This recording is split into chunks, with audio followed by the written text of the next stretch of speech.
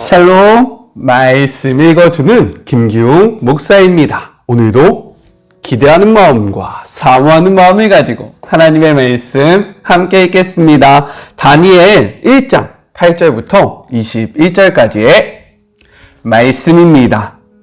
그런데 다니엘은 왕의 음식과 왕의 포도주로 자신을 더럽히지 않겠다고 마음먹고 환관장에게 왕실 음식을 먹지 않게 해달라고 청했다. 하나님의 은혜로 다니엘은 환관장의 총애를 받고 있었지만 환관장은 다니엘에게 경고했다. 내 주인이신 왕께서 어떻게 하실지 두렵네. 왕께서 친히 이 식단을 정해주셨는데 만일 그대들의 건강이 다른 젊은이들만 못하다고 보시면 분명 내 목을 베실 것이네. 그러나 다니엘은 환관장 밑에서 다니엘과 하나냐와 미사엘과 아사랴를 돌보는 일을 맡은 감독관을 찾아가 호소했다. 부탁드립니다. 열흘 동안만 우리가 채소와 물만 먹고 지낼 수 있게 해주십시오. 그런 다음에 왕실 음식을 먹는 다른 젊은이들과 우리를 비교해 보시고 그때 나타난 결과를 가지고 결정을 내려 주십시오. 감독관이 그렇게 하기로 동의하고 열흘 동안 그들에게 채소와 물만 주었다.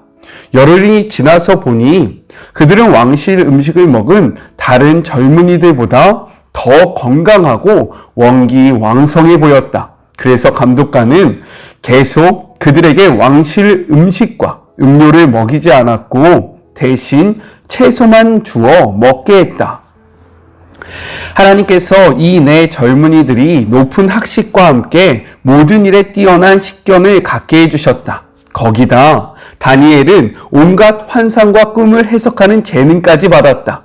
왕이 전한 훈련 기간이 끝나자 환관장은 그들을 느부갓네살 앞으로 데려갔다. 그들과 이야기해본 왕은 그들이 다른 모든 젊은이보다 월등하다는 것을 알아보았다. 누구도 다니엘과 하나냐와 미사엘과 아사랴에 필적하지는 못했다. 그래서 그들은 왕을 모시는 자리에 오르게 되었다. 왕은 학문에 대해서나 세상 일에 대해 그들에게 자문을 구했고 그때마다 그들이 그의 나라 모든 마술사와 주술사를 합친 것보다 10배는 낫다는 것을 깨닫게 되었다.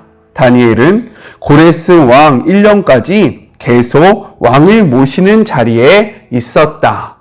이것은 하나님의 말씀입니다. 오늘 말씀을 통해서 세 가지를 함께 생각해 보았으면 좋겠습니다. 먼저 첫 번째, 뜻을 정하는 다니엘과 친구들에 대해서 이야기를 하고 있어요. 우리 8절의 말씀을 같이 한번 읽어보겠습니다. 다니엘은 뜻을 정하여 왕의 음식과 그가 마시는 포도주로 자기를 더럽히지 않으리라고 하고 자기를 더럽히지 아니하도록 환관장에게 구하니라고 기록되어 있어요. 여기서 뜻을 정하다라는 것은요, 마음을 정했다라는 뜻을 가지고 있습니다. 마음은요, 감정과 의지를 주관할 뿐만 아니라 행동과 삶의 태도까지 결정하는 곳이에요. 특별히 그가 뜻을 정했다, 즉 마음을 굳게 했다라는 이러한 표현은요, 그가 그 마음을 정할 때까지 상당한 갈등이 있었음을 우리에게 암시해주고 있습니다. 그가 그냥 이렇게 해야지 쉽게 결정한 것이 아니라 여러 상황 속에서 고민하며 이 뜻을 굳게 했다라고 이야기하고 있는 거예요.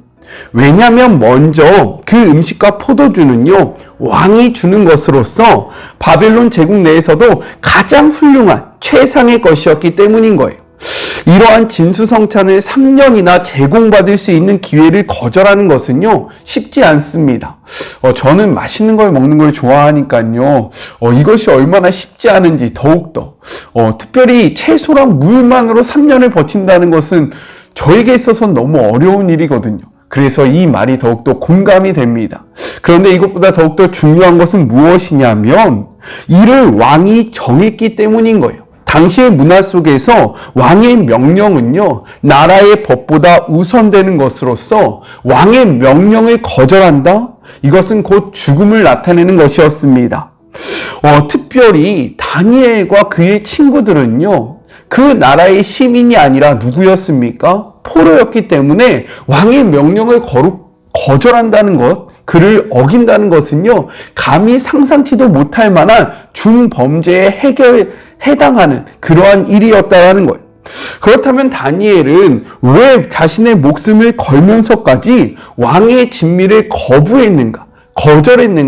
우리는 그 이유를 생각해 봐야 합니다. 이는요, 레위기의 음식법과 우상 숭배 의식과 관련되어 있다라는 거예요. 그들의 음식 가운데서는요, 레위기 음식법에서 부정한 것으로 규정한 것들, 무엇이냐면 돼지고기 같은 음식이 있었고요. 또한 피를 완전히 제거하지 않는 상태에서 날로 먹어야 하는 음식들이 포함되어 있었다는 거예요.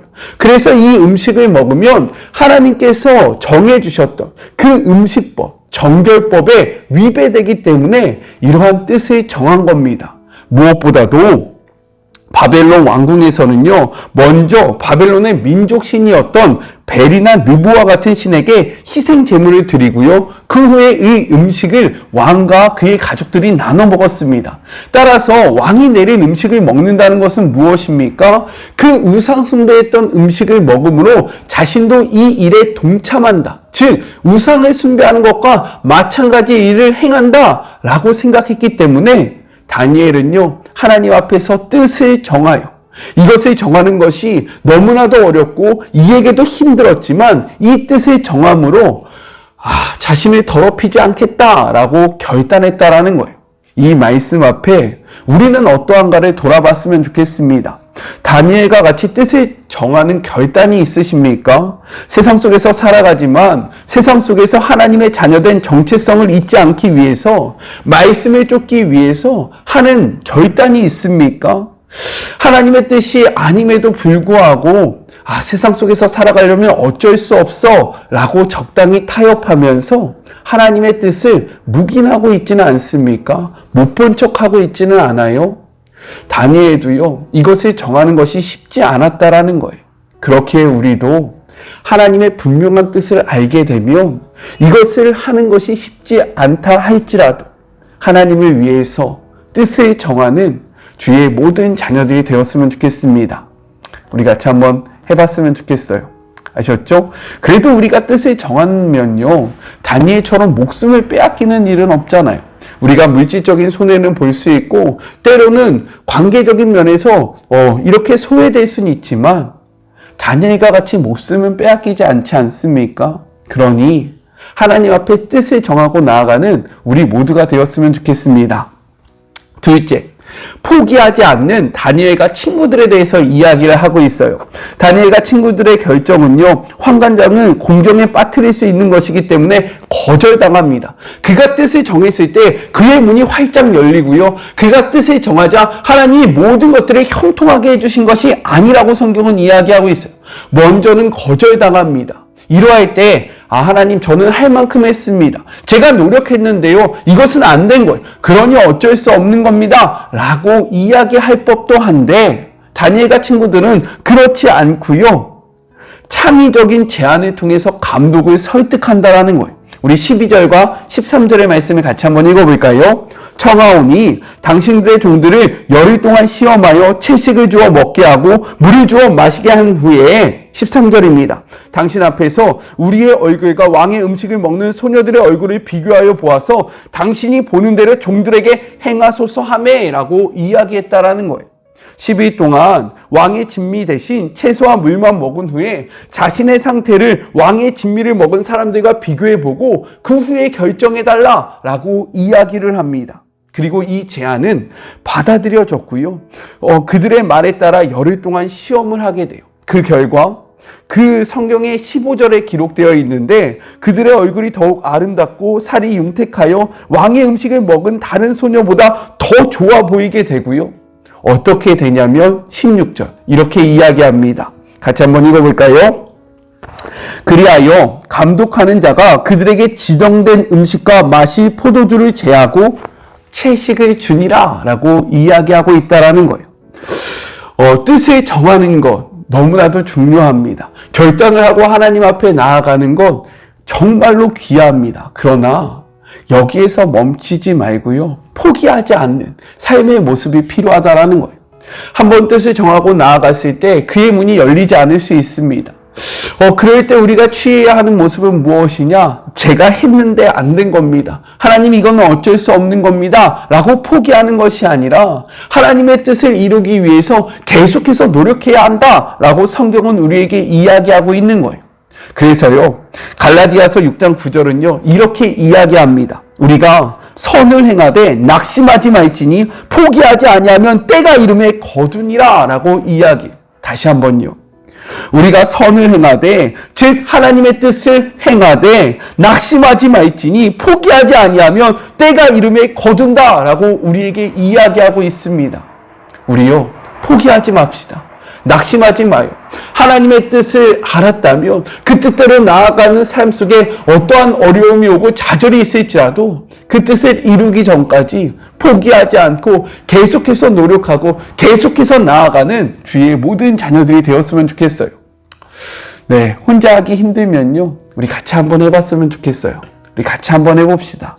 하나님의 자녀들이요, 함께 연합함으로 기도함으로 나아갈 때 하나님의 힘과 용기를 주시니까요, 포기하지 말고 하나님을 바라보며 동역자들에게 함께 중보 기도를 요청하며 하나님의 그 길에서 벗어나지 않는 우리 모두가 되었으면 좋겠습니다.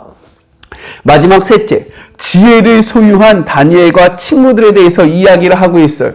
바벨론은 오랜 종교적, 문학적 정통에서 나오는 방대한 양의 서적을 자랑했습니다. 그리고 이 서적을 읽기 위해서는요, 그들의 언어였던 아카드어를 배워야 했고요, 이를 이해하기 위해서는 지혜가 필요했다라는 거예요.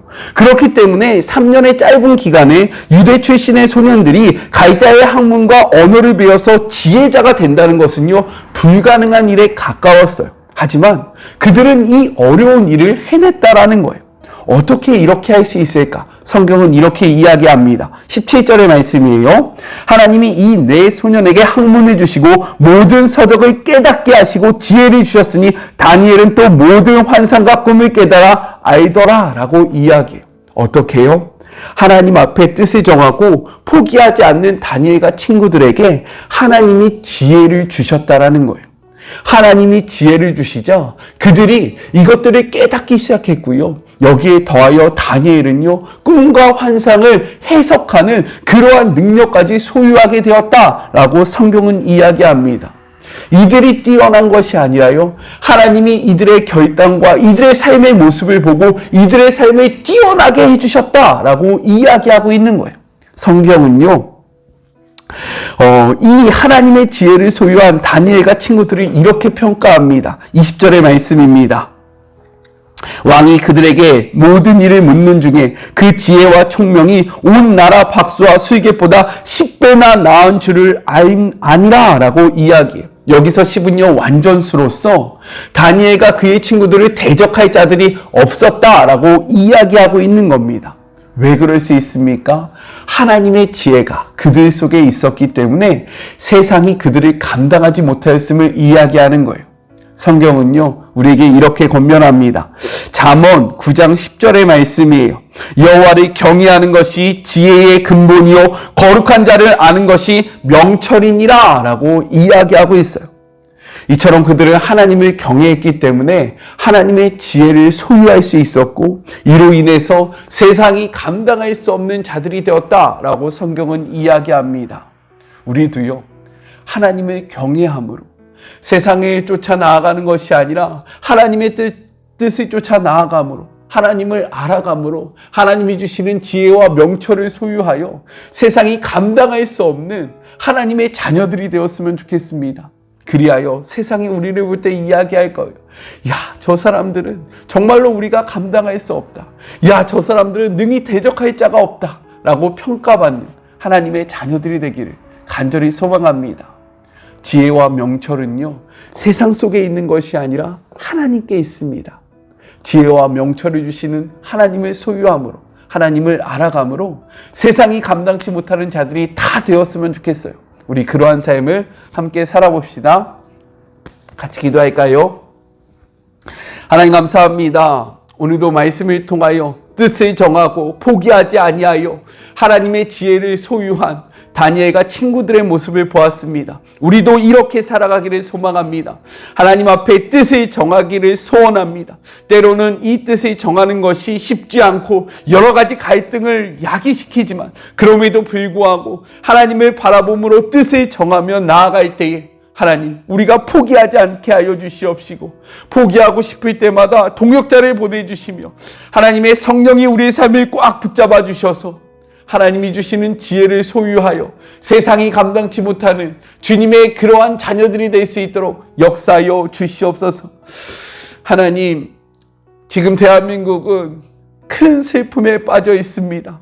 하나님, 이 슬픔 가운데 주님이 위로하여 주시옵시고 주님이 함께하여 주셔서 정말로 이 시간을 하나님의 은혜 아래, 하나님의 그 주권 아래 잘 보낼 수 있는 주님의 모든 자녀들 되게 하여 주시옵시고 위로가 필요한 자들이 있습니다.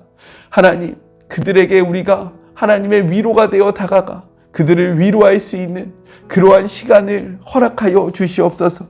함께 하실 주님을 바라보며 거룩하신 예수 그리스도의 이름으로 간절히 기도드립니다. 아멘.